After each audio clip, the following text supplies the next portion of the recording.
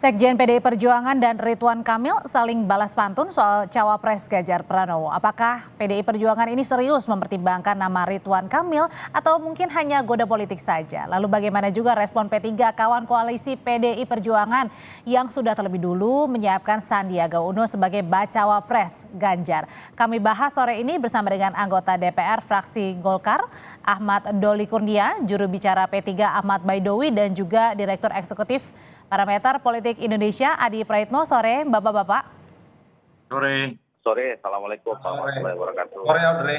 Waalaikumsalam. Saya mau ke Bang Doli dulu. Bang Doli, jadi ini kalau menurut Partai Golkar nih, balas pantun antara Pak Hasto dan Pak Ridwan Kamil ini serius atau hanya goda politik aja?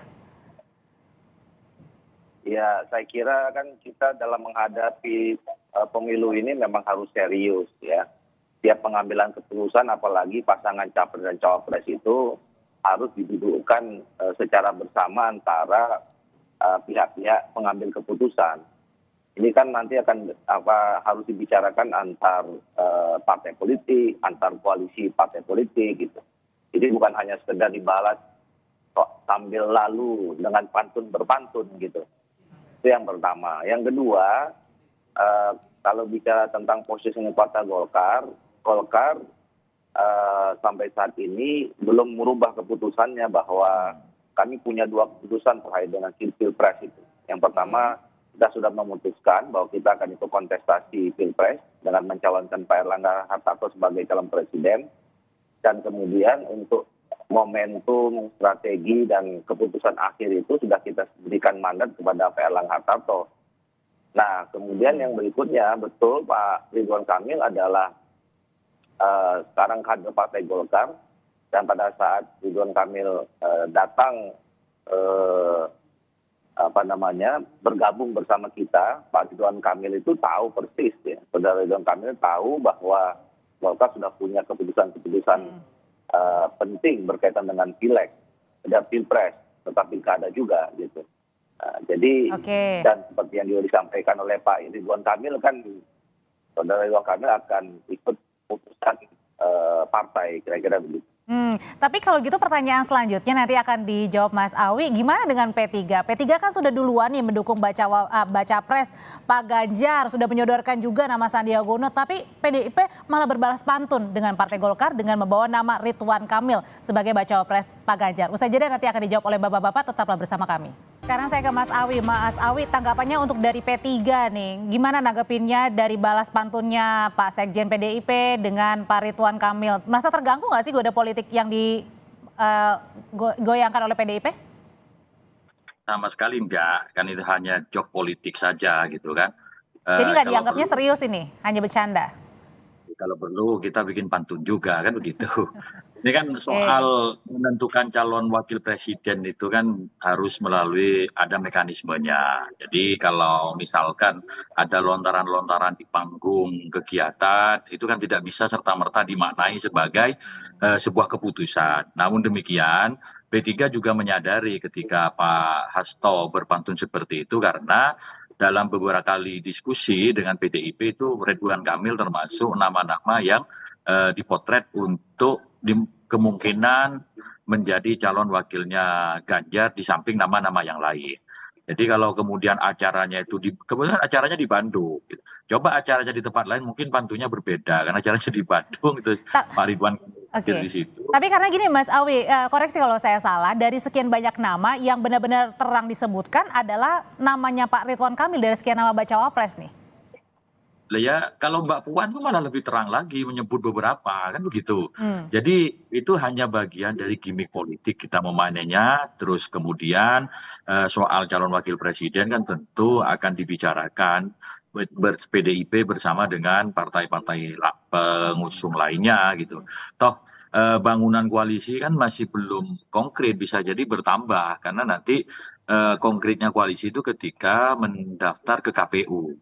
Namun demikian kita menyadari bahwa di antara tokoh-tokoh yang ada, karena P3 sudah memutuskan Pak Sandiaga Uno sebagai calon pendampingnya Mas Ganjar, memang ada sejumlah tokoh yang coba juga dijajaki kemungkinan. Nah, fokus P3 hari ini adalah bagaimana Pak Sandiaga Uno itu menjadi calon wakilnya Pak Ganjar. Karena dari berbagai lembaga survei, popularitas ataupun elektabilitas Pak Sandiaga Uno dalam posisi calon wakil presiden itu menempati urutan pertama. Nah, sementara Pak Ganjar juga menempati urutan pertama. Ketika disandingkan tokoh-tokoh yang sama-sama menempati urutan pertama Oke, oke. itu sangat mungkin untuk bisa Oke, artinya memenangkan. P3 tetap pada bacawa presnya adalah Sandiaga Uno, tapi kemudian kalau dari Golkar tadi tetap serius kepada Pak Erlangga. Nah, sementara PDIP kalau kemarin kita wawancara Pak Sekjen bilang ini serius goda politiknya. Sebenarnya gimana sih memaknainya, Mas Adi? Ya, saya kira dua hal, Audrey. Pertama, kalau kita bicara tentang angka-angka statistik, tentu duet antara Ganjar dan Ridwan Kamil relatif menjanjikan. Ini tentu akan meningkatkan elektabilitas Ganjar ya, yang memang merajai di dua provinsi besar di Jawa, Jawa Timur dan Jawa Tengah. Jadi kalau duet ini terwujud, maka Jawa Barat akan dikuasai pasangan Ganjar dan Ridwan Kamil ya. Oke. Yang tidak mengherankan kalau duet ini terwujud, maka Pulau Jawa bisa dikuasain yang kemudian kita sebut sebagai battlegrounds dalam Pilpres di 2024, mengingat jumlah populasi pemilihnya itu mencapai 45% secara pemilih nasional. Itu yang pertama. Yang kedua, Sandi memang relatif juga diuntungkan karena Sandi itu adalah orang yang saat ini diusung oleh P3, kakinya sudah ada di koalisinya PDIP, mengusung Ganjar Pranowo, sementara Ridwan Kamil masih diusung oleh Partai Golkar yang iman politiknya masih belum, apakah ke Ganjar ataukah ke Ya. Prabowo Subianto. Nah, yang kedua ini secara politik, Audrey, karena persoalan cawapres itu ini kan pembicaraan serius antar elit ya, antar ketua umum partai. Kalau melihat kecenderungan rata-rata agak sulit sebenarnya Ridwan Kamil itu bisa mendampingi Ganjar Pranowo. Kenapa? Karena memang sampai hari ini hasil Munas Golkar itu masih tetap memutuskan Erlangga Hartarto yang harus maju sebagai capres ataupun sebagai cawapres. Itu hasil Munas 4 tahun yang lalu yang sampai saat ini belum diedit, belum di-delete dan belum diubah. Oleh karena itu, kalau PDIP itu tertarik menjadikan Golkar sebagai teman koalisinya, tentu bukan Ridwan Kamil jawabannya, tapi Erlangga Hartarto. Ini yang kemudian membuat kenapa ada kesulitan secara politik. Pertama, Golkar belum bergabung dengan PDIP. Yang kedua, capres dari Golkar itu bukanlah Erlangga Hartarto. Tapi saya kira tidak pernah tahu di end of the day-nya itu ke depan apakah Golkar akan mengubah siapa capres ataupun cawapresnya yang akan mereka usung. Mengingat dinamika politik yang berkembang, ada godaan dari PDIP, karena ada kecenderungan Oke. memang Golkar sampai saat ini agak sulit. Oke. Tapi yang bagi saya ini adalah bahasa komunikasi politik sebenarnya yang disampaikan oleh PDIP kepada Golkar. Ini kalau kita membaca konteks tidak terlepas dari Tapi pernyataan konteksnya serius ya, yang pasti ya, Mas Adi. serius. Ini kan sebelumnya kita melihat bagaimana Megawati menyebut ada dua partai politik yang sedang mikir-mikir untuk bergabung. Oke, pada saat kemarin di Bung Karno. Nah, ini seakan-akan pantun berbalas dari pernyataan Megawati sebagai bentuk keseriusan menggoda Golkar. Mereka menyebut salah satu kader mereka, sekalipun newcomer di Golkar, Ridwan Kamil masuk dalam salah Oke. satu kader ya, cawapres Oke, yang. baik. Kalau nama Sandi, Mas Adi? Kalau bicara tentang Sandi tentu juga menjanjikan dari survei-survei ketika diduetkan orang ini juga leading dan bisa meningkatkan elektabilitas Ganjar ya. Karena Sandi bukan hanya popularitasnya yang sudah mentok, tapi elektabilitasnya juga oke. Ini barang bagus, cuman memang sampai saat ini belum kelihatan tanda-tanda apakah Sandi menjadi satu-satunya yang kemudian akan dipilih oleh Oke. Ganjar. Tidak, tapi Sandi relatif lebih diuntungkan. Selain bekal elektabilitasnya oke, yang kedua yang paling penting P3 sejak awal merupakan partai politik yang iman politiknya sudah menafkahkan segala hal di mana Baik. untuk menggunakan PDIP dan calon Oke. dari yaitu Ganjar Pranowo. Oke, Jadi kalau gitu, kan rata-rata yang lain ya Sandi Ya. lebih diuntungkan dalam konteks P3 sudah menjadi koalisi dari PDIP. Oke, kalau misalnya Mas Awi memang Pak Sandi itu, Mas Sandi ini sudah diuntungkan karena P3 sudah masuk mendukung Pak Ganjar. Nah, tapi kan nggak ada jaminan bahwa Pak Sandiaga Uno ini menjadi bacawa presnya Pak Ganjar, Mas Awi. Ya memang belum ada jaminan, tetapi langkahnya paling tidak sudah separuh langkah lebih maju dibanding kandidat yang lain. Pertama, Pak Sandiaga Uno sudah berbaju P3 dan P3 menyatakan kerjasama politik dengan PDIP. Dan kemudian dari sebaran keterwakilan saling melengkapi antara Pak Ganjar dengan Pak Sandi. Dan ya itu kan kita tidak boleh pesimis.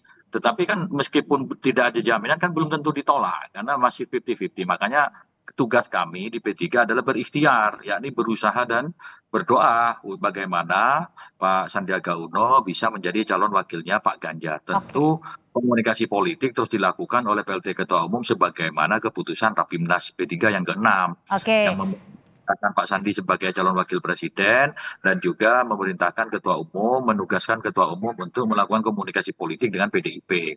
Oke, kalau P3 ini masih mendekati PDIP untuk merebut ya hatinya Bu Mega untuk menentukan bacawa pres. Nah, tapi kalau dari Golkar sendiri, kan Golkar sudah tawarkan, kemudian juga kemarin sudah disinggung oleh Bu Mega di bulan Bung Karno, kenapa nggak Partai Golkar langsung aja merapat dukung Pak Ganjar, Mbak Noli? Pertimbangannya apa nih? Saya kira nggak, kan begini, situasi sekarang ini kan masih sangat dinamis ya. Segala kemungkinan ini masih bisa terjadi. Nah, kalau dulu orang kemudian menganggap akan ada cuma 3 poros gitu, saya kira kan belum tentu juga ya. Kalau misalnya kita bicara tentang gagasan ide koalisi besar seperti yang disampaikan oleh Golkar, waktu disampaikan juga oleh Pak Erlangga Hartarto, itu kan bisa jadi ada 2. Nah, kemudian sebaliknya kalau memang semua partai-partai politik ini tidak bisa membuat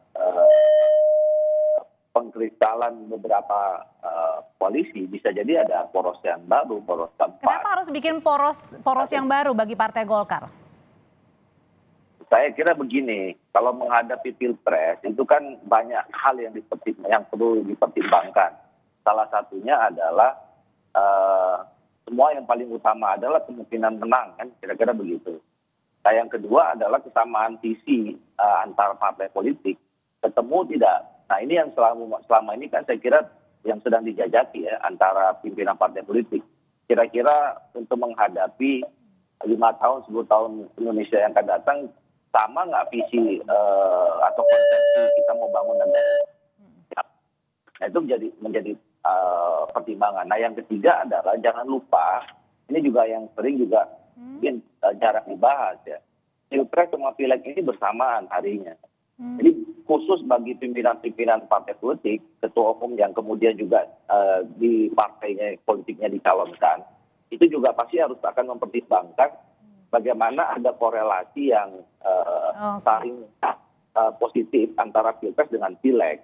Nah, ini yang juga saya kira juga semua akan jadi pertimbangan masing-masing pimpinan partai politik, termasuk Partai Golkar.